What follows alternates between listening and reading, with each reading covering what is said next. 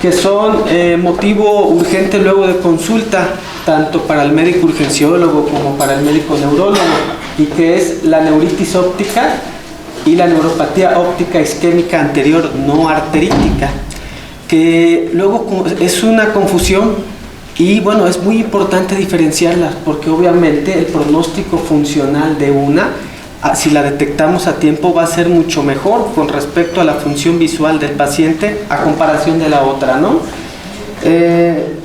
Entonces vamos a empezar a hablar de lo que es neuritis óptica. La neuritis óptica es una inflamación propiamente del nervio óptico, es la causa más frecuente de lesión aguda del nervio óptico tanto en niños como en adultos. Es muy importante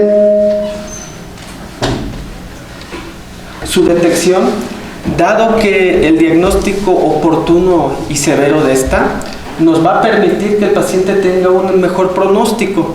Obviamente que entre más rápido podamos determinar la etiología, sobre todo en causas autoinmunes, vamos a tener una mejoría en lo que es el pronóstico visual del paciente. Ahora, la neuritis óptica, desde el punto de vista clínico, la podemos dividir en dos formas. Una forma de presentación típica y una atípica. En el caso de la típica, es aquella que se presenta en adulto joven, de raza blanca, generalmente es unilateral, hay dolor ocular, el cual puede exacerbarse a la movilización, se asocia a la presencia de discromatopsias.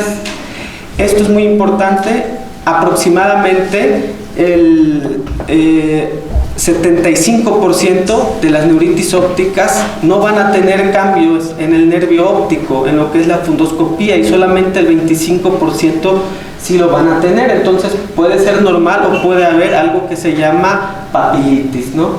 En el caso de la típica, se presenta en el adulto arriba de los 80 años de edad, en pacientes de ascendencia afro, es bilateral. Puede también haber dolor ocular severo. Una característica, generalmente la atípica condiciona alteraciones visuales mucho más severas que la forma atípica. En esta puede haber alteraciones en la parte anterior del nervio óptico, borramientos, hemorragias, etc. Y esta generalmente se asocia a historia familiar, historia de neoplasias, o es la forma típica de presentación de las formas infecciosas o granulomatosas de neuritis óptica.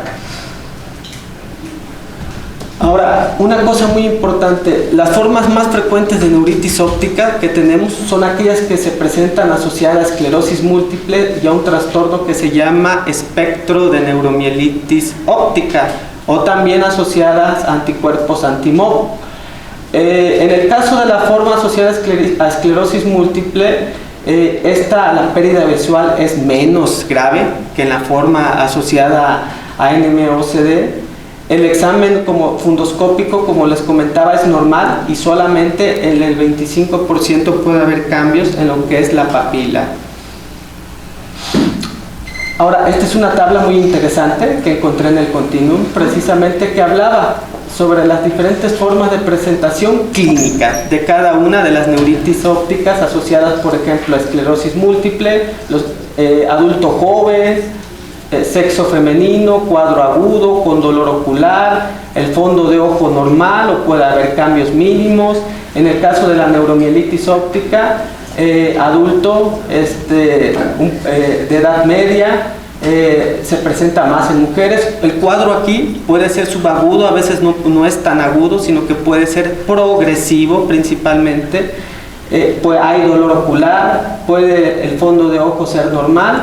Y bueno, una característica que las puede diferenciar es la presencia de lesiones longitudinalmente extensas que, por ejemplo, se presentan más en el trastorno del espectro de neuromielitis óptica.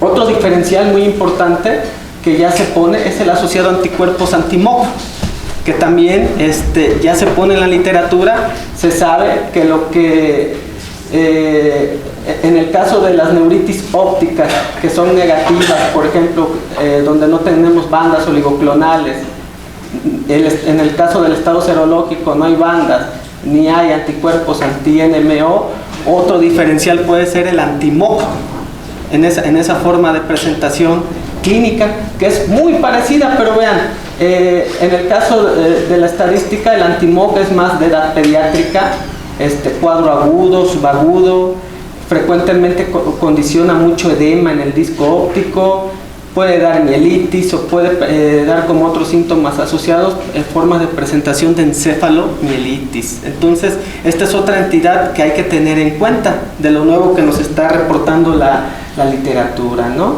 Existen también formas asociadas a enfermedades granulomatosas como la sarcoidosis, la poliangeitis con granulomatosis, anteriormente llamada granulomatosis de Benneger, y también otras enfermedades autoinmunes como el síndrome de Sjögren y también el lupus eritematoso, que si vemos bien, la forma de presentación parece ser muy similar.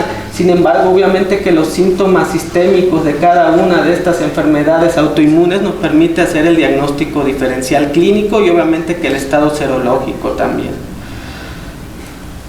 Ahora, la evaluación de una neuritis óptica es multifacética.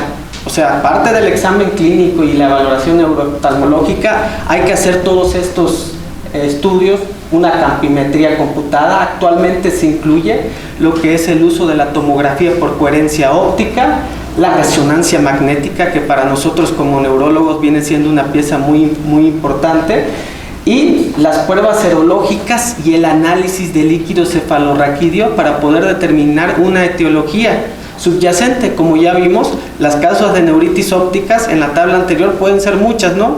Entonces, las pruebas serológicas y el análisis de líquido cefalorraquídeo nos puede hacer un diagnóstico diferencial de cada una de estas etiologías. Comenzando con los exámenes complementarios, tenemos los potenciales evocados. Los potenciales evocados son una prueba muy sensible, por eso antes muchos se utilizaban mucho, porque generalmente eran positivos en todos los pacientes con neuritis óptica, y esto lo que evalúan es la transmisión axonal que se lleva a cabo a través del nervio óptico.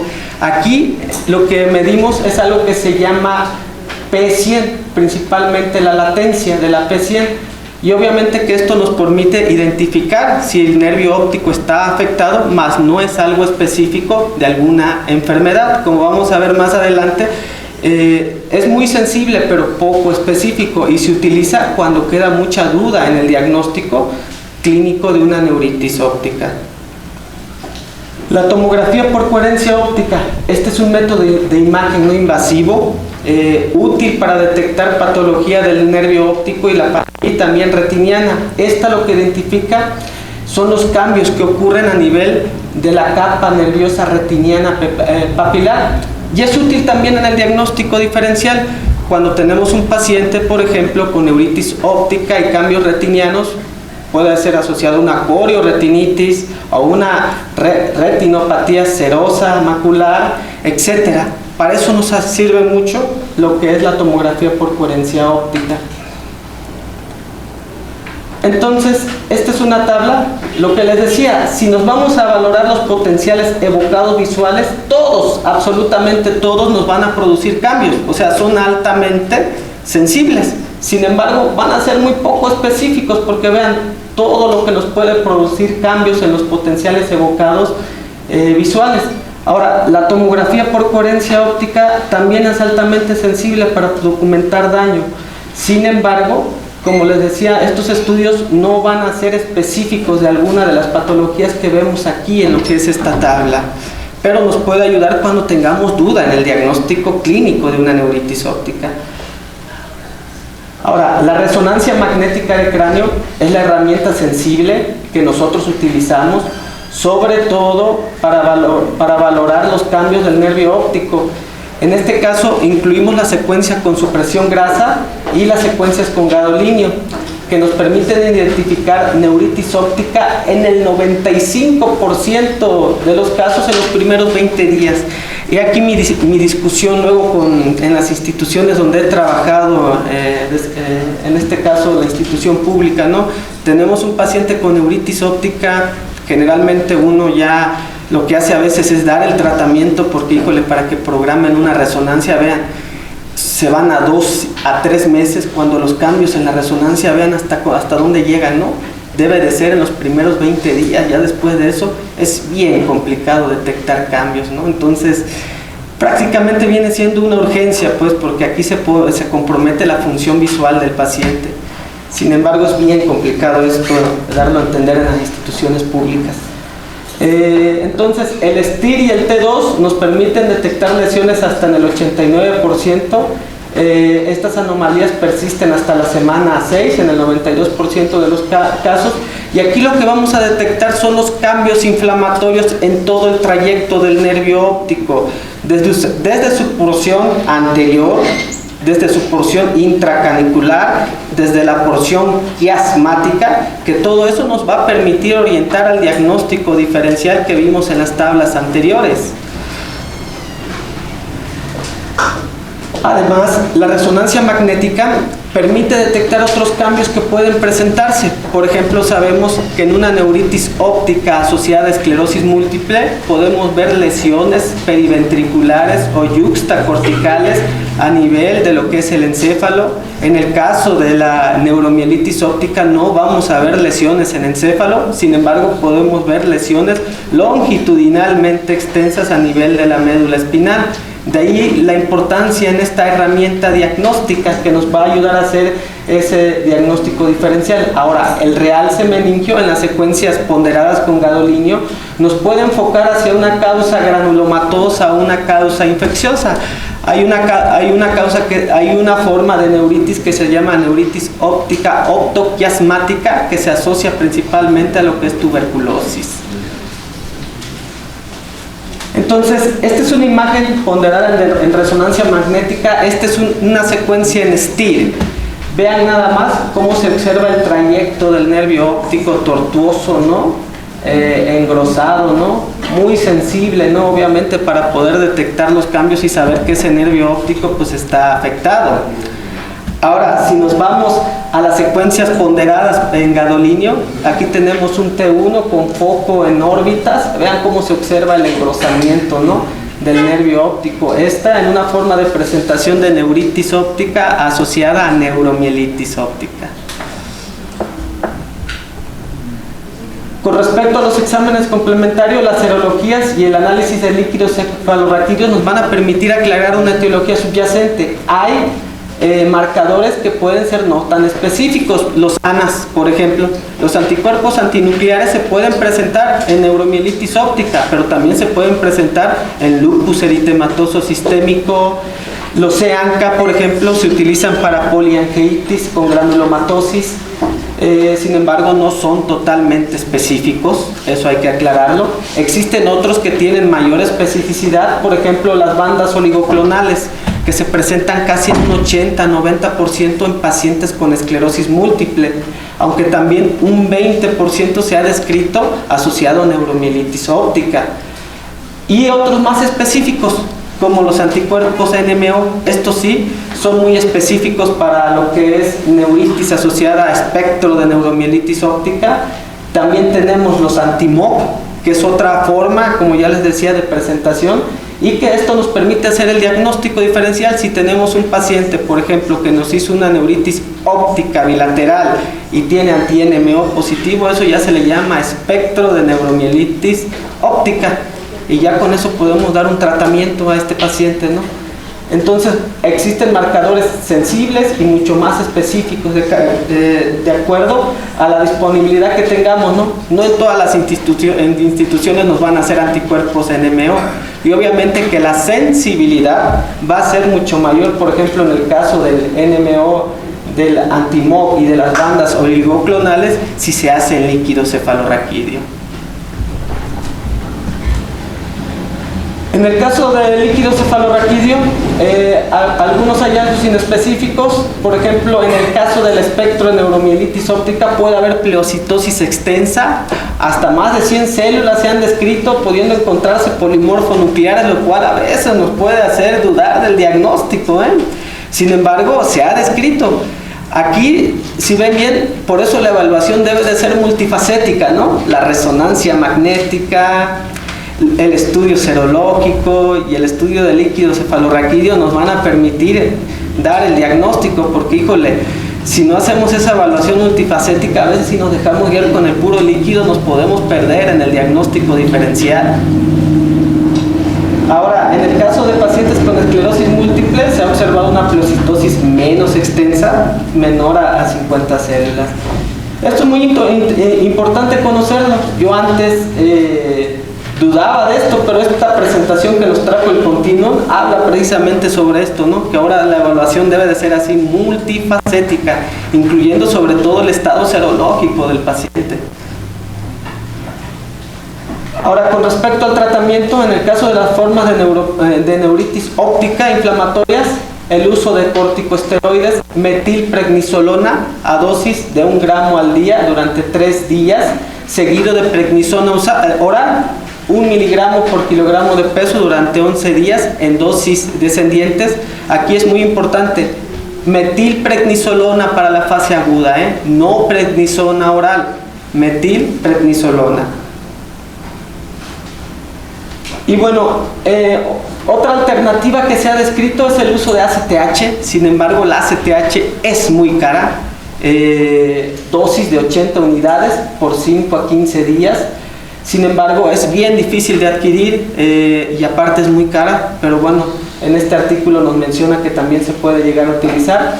En algunos casos se requiere el tratamiento crónico de prednisona oral, por ejemplo, en forma de neuritis óptica sarcoidea o en neuritis óptica crónica inflamatoria recurrente. Sobre todo para evitar las recaídas, ¿no? de estas patologías.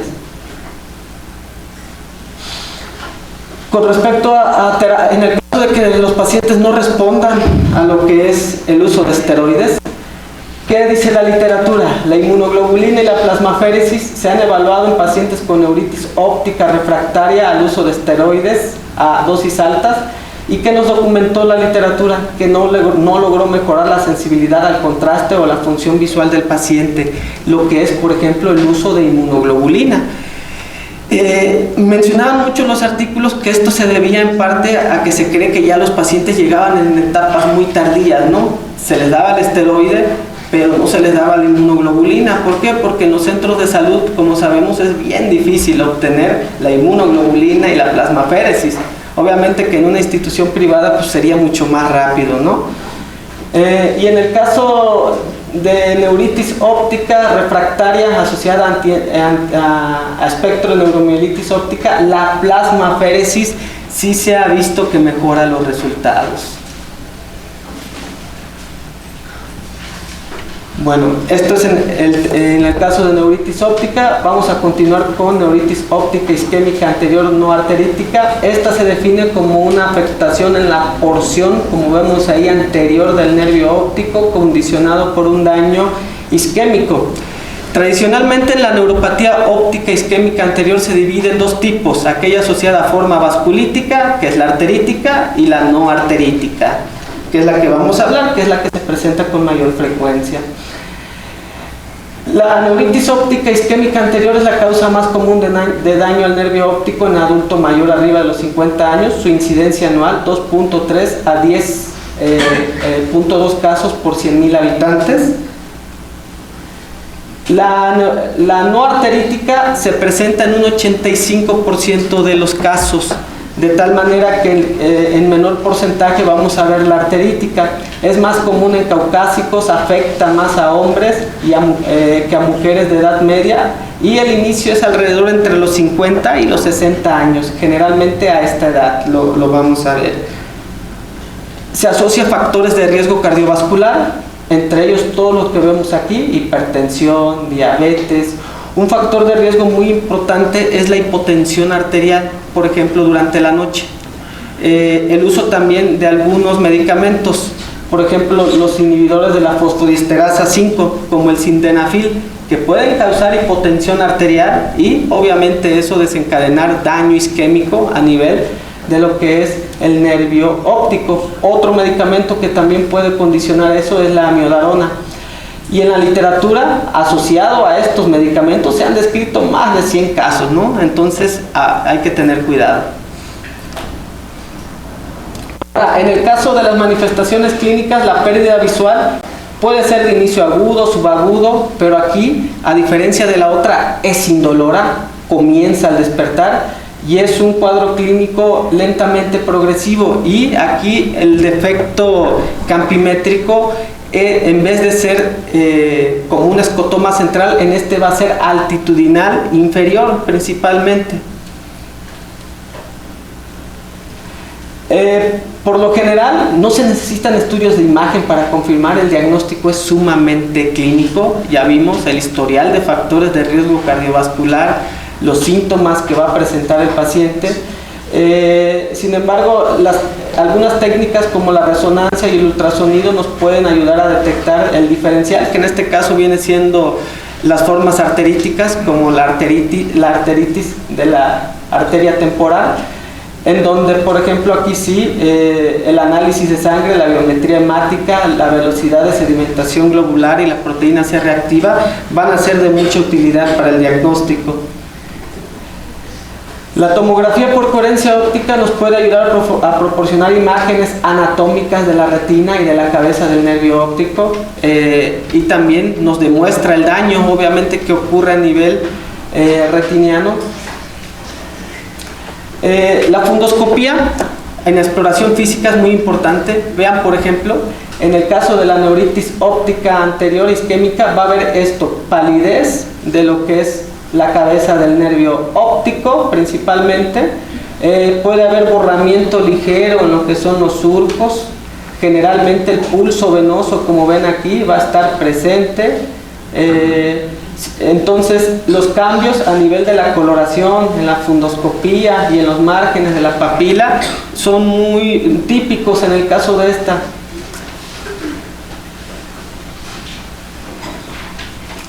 Ahora, con respecto a los estudios de extensión, como les decía, ya todo es una evaluación multifacética, ¿no? Incluimos lo que es la campimetría computada, que nos va a permitir documentar el defecto altitudinal, que en el mayor parte de los casos va a ser inferior. Esta es una tomografía por coherencia óptica en un paciente normal y en un paciente, por ejemplo, que tiene una neuritis óptica isquémica anterior, donde, por ejemplo, tiene afectada la parte superior, que se ve reflejada con un defecto altitudinal inferior, ¿no? Entonces vean cómo en este caso el avance de las imágenes, ¿no?, que nos permite detectar de manera mucho más sensible ya el daño del nervio óptico. Aquí tenemos otra imagen en un paciente que también por campimetría computada se documentó un defecto importante en ambos nervios ópticos, paciente que por clínica tenía una neuropatía óptica isquémica anterior. Vean, por ejemplo, esto fue en la etapa inicial y meses después se le hizo una valoración al paciente. Al inicio, cómo estaba borrado lo que es el margen del nervio óptico, ya después hubo mejoría, una recuperación sustantiva. Y bueno, ya en la tomografía por coherencia óptica sí dejó secuela, ¿no?, habiendo daño importante en lo que es la capa retiniana de la, diré en la porción anterior de la capa retiniana de la retina. Ahora, el diagnóstico diferencial, la neuritis óptica, siempre pensarlo, vean la diferencia, ¿no?, la edad. En una hay dolor, en otro no. El defecto altitudinal, lo que yo les comentaba. Esto es lo más importante que quiero que se lleven, ¿no? Los cambios anteriores en el nervio óptico, que pues, son más pronunciados en la neuritis óptica, anterior isquémica no arterítica. Y bueno, en el caso de la resonancia, aquí sí podemos encontrar realce, como vimos en la imagen que anteriormente les enseñé, y en esta no. Los exámenes paraclínicos deben ser orientados a excluir la arteritis de células gigantes. Utilizamos también determinación de exámenes generales, perfil de lípidos, hemoglobina glucosilada, lo que ya vimos anteriormente de los factores de riesgo que se pueden asociar en estos pacientes. La determinación de homocisteína, que también se asocia como factor de riesgo cardiovascular, y también la determinación de estados hipercoagulables. Ahora, con respecto al tratamiento, se han propuesto varias terapias, pero hasta el momento ninguna. En el caso de la neuritis óptica isquémica anterior, ninguna ha sido efectiva. Se sigue utilizando el uso de esteroides orales, pero los esteroides orales no sirven absolutamente para nada. Esto ya ha sido bien documentado. Mucho se utiliza lo que es la prednisona oral. La literatura es muy controversial. Al inicio se decía que sí, sin embargo actualmente los estudios actuales demuestran que no hay beneficio a dosis altas de esteroides, ya sea orales o intravenosos, de tal manera que la literatura recomienda no usarlos hasta el momento, dado que no ha habido mejoría en los pacientes. Lo que sí es muy importante, evitar la recurrencia, y eso lo hacemos mediante el control de los factores de riesgo cardiovascular. El riesgo de recurrencia a los 5 años es de al menos un 15%, y para evitar eso, lo que debemos hacer es el mantenimiento rutinario de un adecuado control de la diabetes, la hipertensión, la prevención secundaria principalmente. Inclusive el uso de antiagregantes plaquetarios se ha documentado que puede ayudar en el caso de los pacientes.